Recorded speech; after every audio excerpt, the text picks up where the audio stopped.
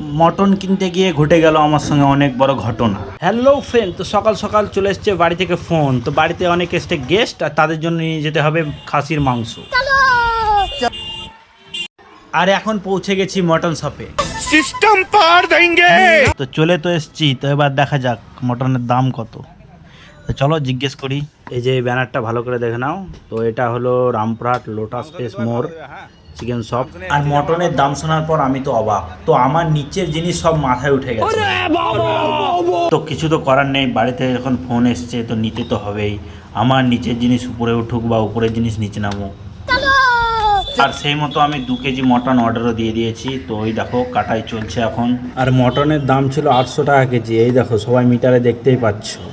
তো আমি তো ভাবছি এবার একটা মটন শপই খুলে নেব নিজের। আর দাদাকে বললাম যে মটনটা খুব সুন্দরভাবে তৈরি করে দিতে, যাতে বাড়িতে গিয়ে আর খাটতে না হয়। আর আমার কথা মতো দাদা খুব সুন্দর করে মটনটা তৈরি করে দিচ্ছে। আর মটন কাটাকাটির ব্যাপারটা মোটামুটি শেষের দিকে, এবং ওয়েটটা করে নিলেই বাস কাজ শেষ। দিয়ে তারপরে চলে যাব। আর ক্যারিতে ভরে মাংসটা প্যাক করে দিয়েছে, এই তো আমি নিয়ে নিয়েছি ব্যাগে। তো চলো যাওয়া যাক। তো ঠিক মতো আমি বাস পেয়ে গেছি, তো বাসে চেপে তো এবার বাস থেকে নেমে এখান থেকে যাব অটোতে। আর অটোর পরে যাব মোটর সাইকেলে। তো চলো আর কিছুক্ষণের পর বাড়ি পৌঁছে যাবো। বাড়িতে এসে দেখলাম মটনটা খুব সুন্দর দিয়েছে। Bye bye.